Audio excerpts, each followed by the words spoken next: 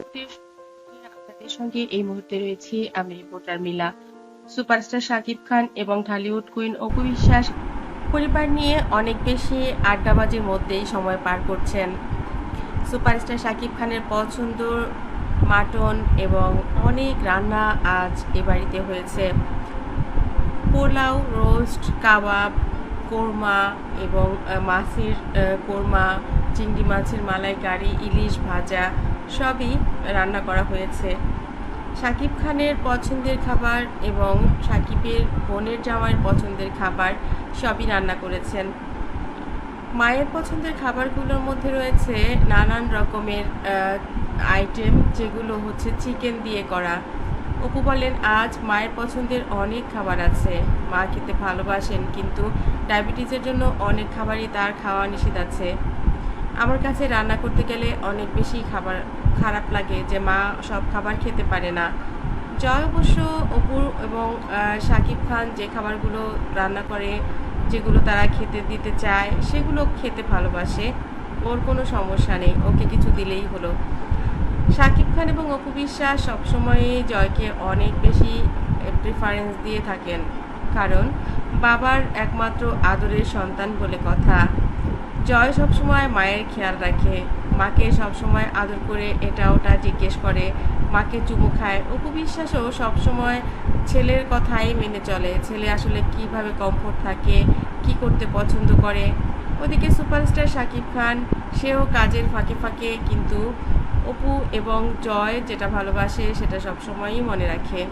পরিবারের বন্ধন, পারিবারিক যে ব্যাপার, সেটা তাদের মধ্যে খুব ভালোই দেখা যায়।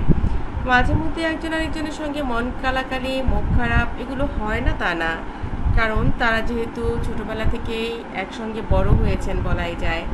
চিত্রনায়িকা অপু বিশ্বাস যখন সিনেমাতে এসেছিলেন তখন খুবই ছোট ছিলেন, মাত্র এসএসসি পরীক্ষা শেষ করেছেন, এরকম একটা সময়। তো সেই মানুষটা অবশ্যই অনেক ছোটই থাকে, 18 বছরও বোধহয় পার হয়নি তখন। তো সেই মানুষ এতগুলো বছর একসঙ্গে কাটিয়ে একসঙ্গে জীবনযাপন করে তারপর যখন পরিবারের সবার আপন হয়, সেই মানুষকে কখনোই আর পর করা যায় না। শাকিব খানের শ্বশুর, শাকিব খানের শাশুড়ি সবাই তাকেও অনেক বেশি ভালোবাসতো। অপু স্বীকার করেছেন, জামাই মানে অনেক বড় ব্যাপার। মা সাকিবের জন্য অনেক ভালো ভালো খাবার রান্না করতো। সাকিবও অনেক খুশি ছিল মার প্রতি, শাশুড়ি একবার ডাকলেই হাজির হয়ে যেত। যদিও প্রথম দিকে মা সাকিবকে একদমই পছন্দ করতো না। আমি ওর সঙ্গে কথা বললেই আমাকে বলতো যে তুই বাসা থেকে বের হয়ে যা, হয় বিয়ে করে নে, না হলে সব বাদ দে। মা উল্টোপাল্টা জিনিস একদমই পছন্দ করে না।